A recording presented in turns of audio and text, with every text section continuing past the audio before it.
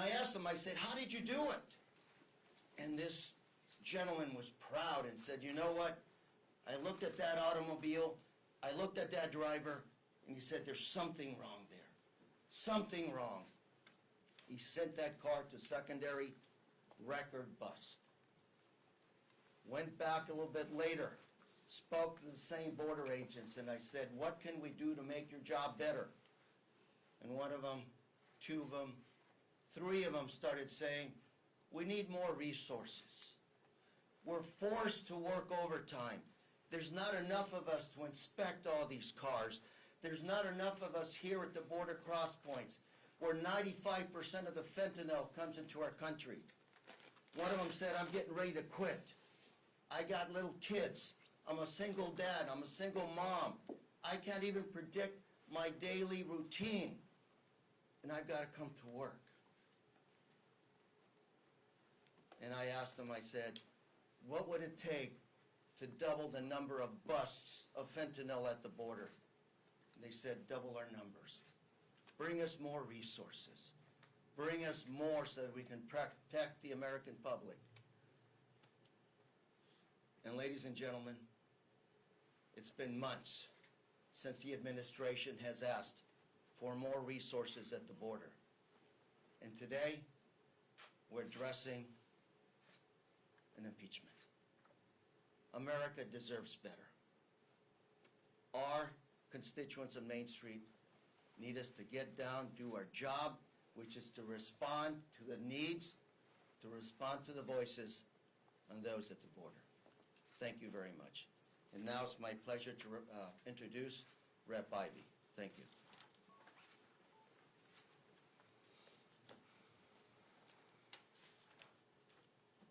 Thank you. Tomorrow, the House Republicans' scorn for the United States Constitution will be on full display. They know that the standard for impeachment, bribery, treason, high crimes, and misdemeanors, is a high one. They know that no secretary has been impeached, or even close to it, in over 150 years. They know that none of the witnesses they presented during their hearings who had any kind of expertise, in fact, none of them had any expertise with respect to impeachment, but none of them said that anything that Secretary Mayorkas had done had risen to that high standard.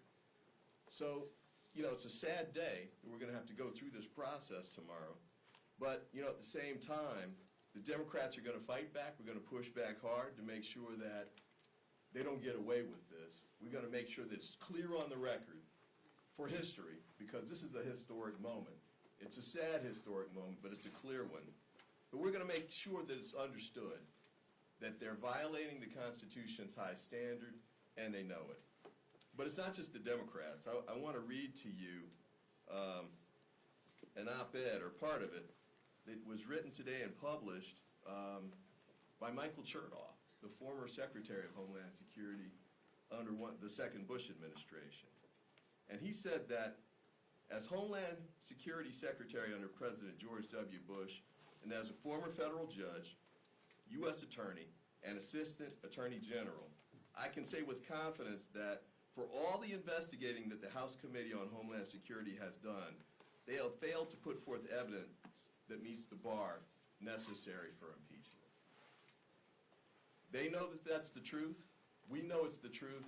Tomorrow we're going to make sure that the American people know it's the truth. They're going to continue forward with it anyway because they've got the votes.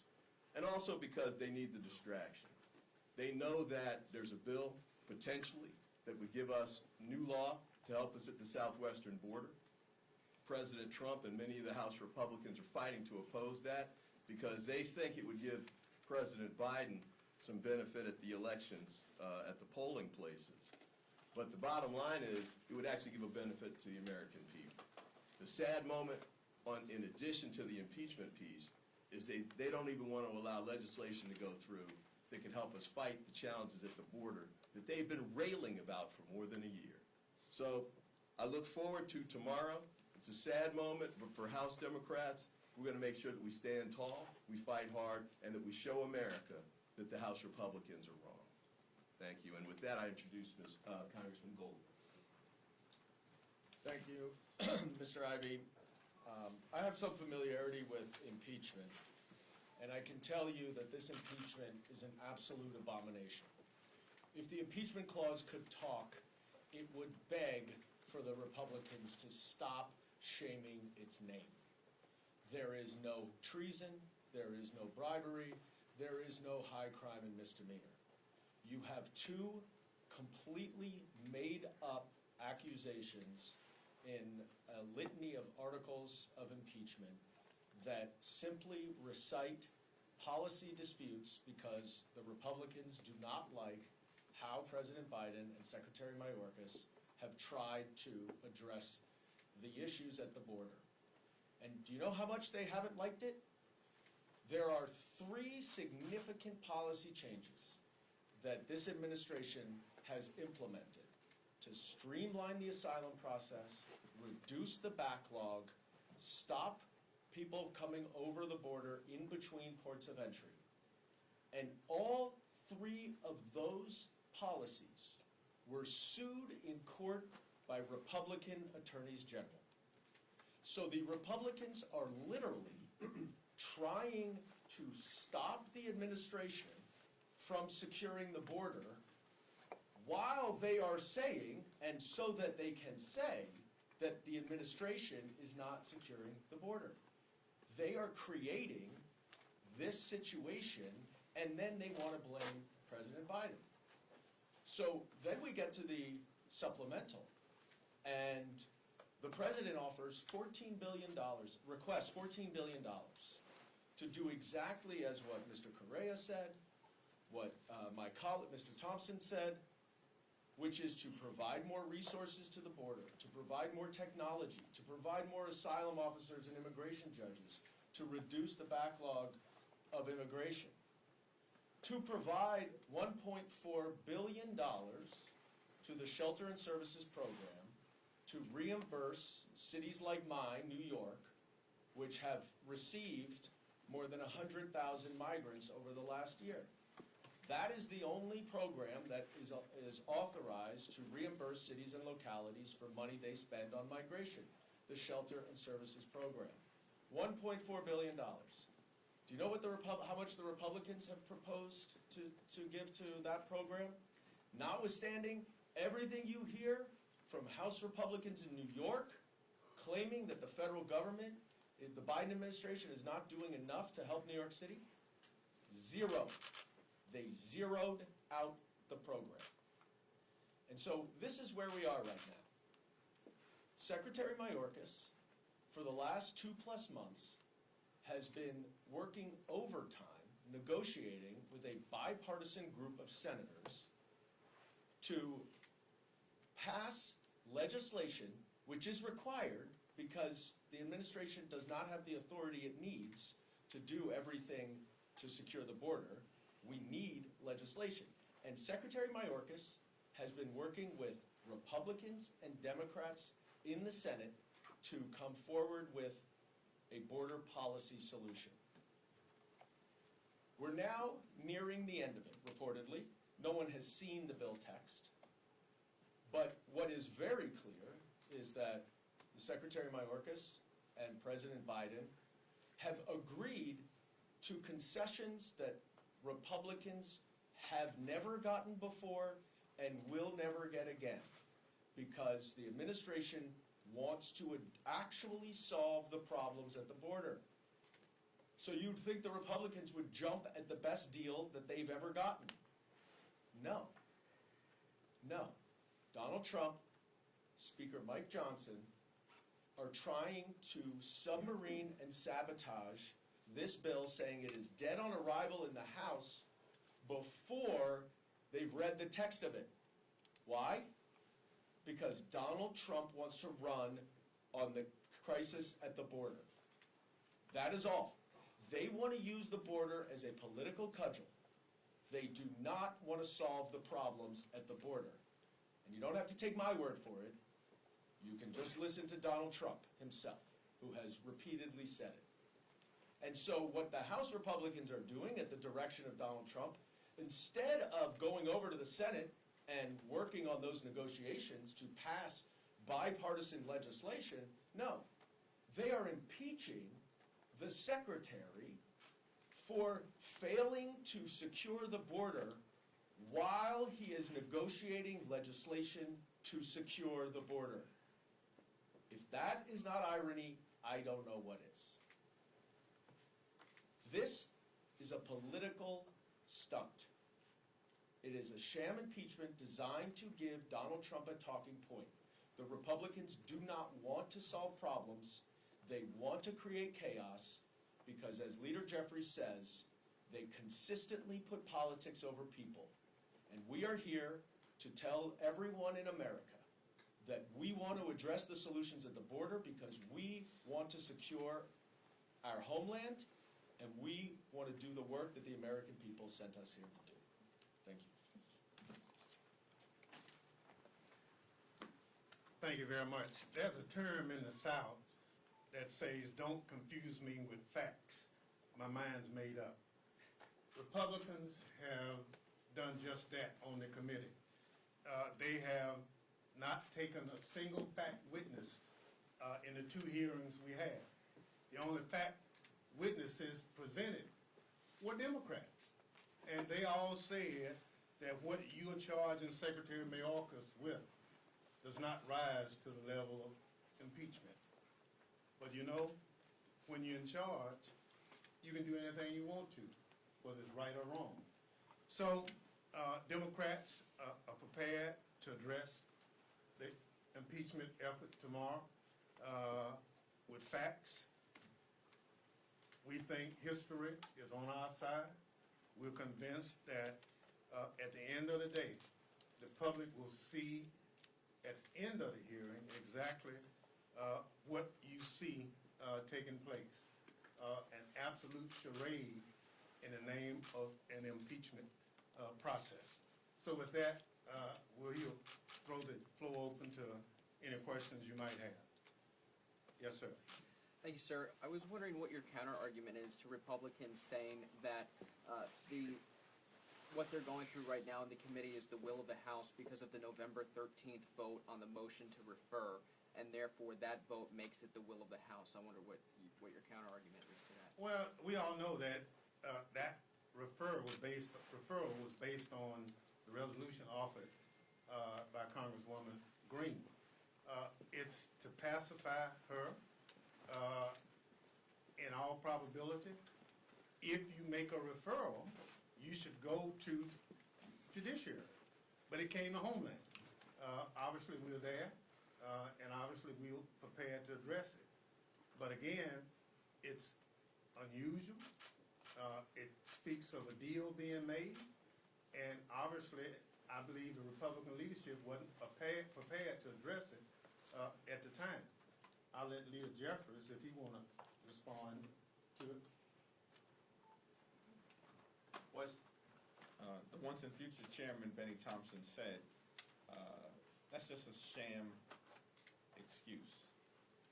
Because the only alternative to that motion to refer would have been taking up the articles of impeachment immediately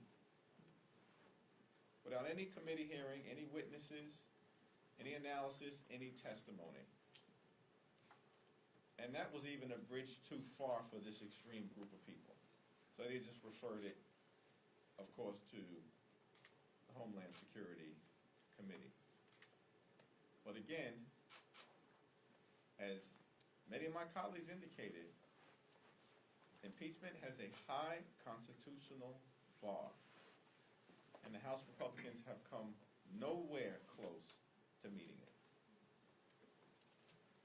Yes. Thank you, Mr. Ranking Member. Can you just, and maybe for the fellow attorneys on the, or other attorneys on the group, can you just explain a little bit your argument against the Republican argument that a willful disregard or neglect of the law on behalf of Secretary Mayorkas, you know, they say that is impeachable, and why you say that that does not rise, and then their second article being, you know, his truthfulness I'll to the let the committee. lawyers handle And I just also had a second question, if I could throw it out there, maybe for the leader. about the president's comments over the weekend that he would shut down the border. I'd like to know what Democrats are thinking about that as well. Thank you. I'll take the first question. If you could prove that Secretary Mayorkas was knowingly, willfully, and intentionally allowing fentanyl into this country, violating the laws in order to allow people to stream over the southern border, you might get to whatever this notion of willful neglect is that they've come up with. But even then, that has never been used and never been determined as a high crime and misdemeanor. So, of course, you can't prove that. He's taken innumerable actions. He has come to the Congress asking for more resources to stop the 500,000 American-made guns from going from the United States over the southern border into the drug cartel's hands so that they can control human trafficking and fentanyl at the border. There is a bill I introduced to address that. The Republicans will not co-sponsor it, much less address it. He has taken numerous actions. The Republicans just don't like what he has done. But elections have consequences. Too bad. And if the Republicans are gonna open the door to impeach a secretary because they don't like how that secretary is doing his job, well, what happens if there's another child separation policy? What happens if another president pulls out of the Paris Climate Agreement over the will of Congress? There are a slippery slope of any number of different disagreements that would then rise to the level of impeachment. And the reason why you don't see any support, and you're asking me what the argument is for it, is because they have not shown you any support for the notion that this is a high crime or misdemeanor. I've not seen any legal analysis. I've not seen any historical precedent. Nothing. Nothing. It's not going through the Judiciary Committee because that committee requires due process for impeachment. There's been no due process here. This is a rushed, sham impeachment that is purely being done for political purposes, but it will have a really, really detrimental impact on this institution. Just to follow up on that, and not to get too much in the weeds, but you asked for it, basically. If you go through the articles of impeachment, it actually quotes a case, United States v. Texas, and Alito's dissent in that case. If you look at the majority of, well, first of all, it's a bad idea to have to quote the dissent, especially in an 8-1 decision, where all of the Trump appointees are on the other side of it. And one of the Trump appointees, Justice Kavanaugh, wrote that prosecutorial discretion, which is the actual term for this, it's not willful neglect of the law, it's based on the fact that prosecutors can't prosecute every case every time, and that the Constitution gives the executive very broad discretion to make those decisions. And it's especially true in the immigration area. And as Justice Kavanaugh pointed out, it's especially true in this particular issue because the last 5 presidents over the past 27 years have had to make the same kind of decisions. Some you prosecute, some you don't. Ironically, this group, the House Republicans, have tried to take the articles of impeachment and invert that around and say what is prosecutorial discretion is impeachable, which is outrageous. Because prosecutorial discretion, not just in this instance, but for prosecutors across the country, they use that all the time. And the Supreme Court's been saying for more than 6 decades and beyond, that's protected. So and that's their lead argument, by the way. That's their best argument as to why he should be impeached. It's totally rejected 8-1 by the Supreme Court, by the history of the Constitution, and by all of the witnesses that testify. And might I add, some of our members on the Republican side over the last week have said we should ignore the rulings of the Supreme Court. So that's just how far we've come in this country, that when our Supreme Court makes a ruling, sometimes you agree, sometimes you don't. But I know of very few people who would say, ignore the court and just do what you want to. And so that's where we are in this debate. Yes. Can I just follow up on her second question about the president's comments over the weekend, maybe for the leader or ranking member as well, but he said that he's open to shutting down the border. The proposal that has come out, part of the deal that some of the negotiators have said would stop crossings after 5,000 illegals cross. Are Democrats comfortable with that? Well, to address the two parts of the previous question and then the second part of that previous question, which is also your question. One, extreme MAGA Republicans are taking an alleged policy dispute and using that to justify a partisan political stunt in trying to impeach Secretary Mayorkas. No reasonable person in the United States of America believes that Secretary Mayorkas is flouting the law and intentionally allowing people to stream into this country and or traffic fentanyl. No reasonable person in the United States of America believes that. This is a ridiculous effort at the direction of Donald Trump and Marjorie Taylor Greene. Period. Full stop.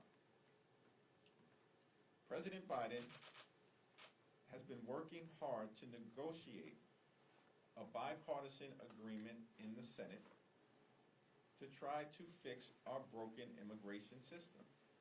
And he recognizes that it should be done in a comprehensive, bipartisan manner. When the details of any agreement reached in the Senate are released in legislative form such that House Democrats can evaluate it, then we'll have a perspective to share after we have a family conversation with each other.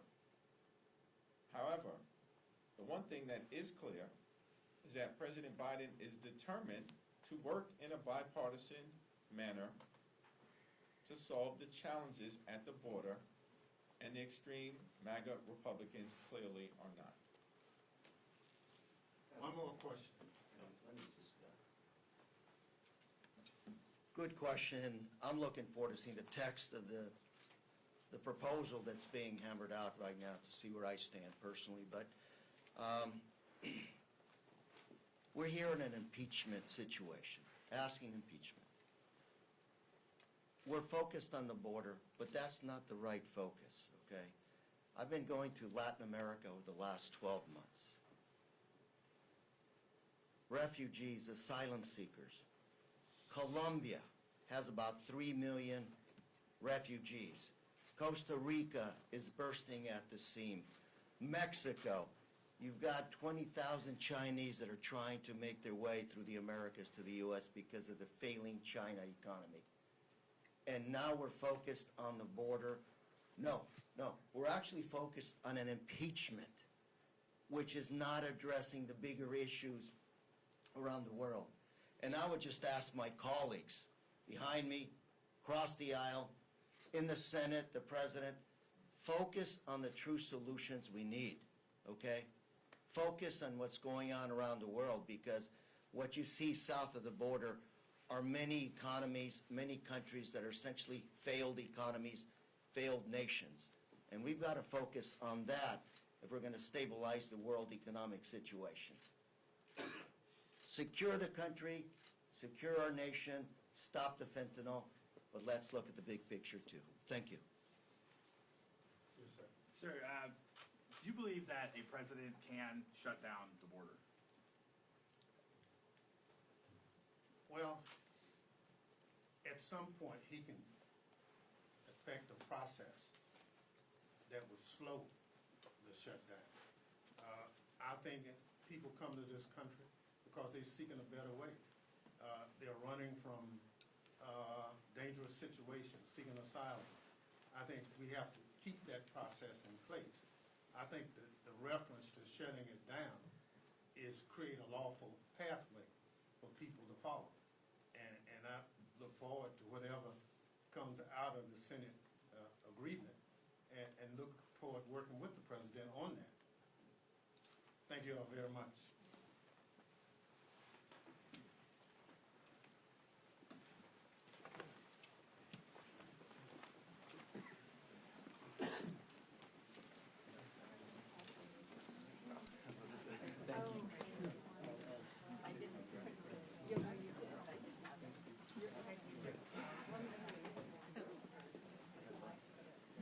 I just got mine today. I don't know if they had to do. All that was being rolled.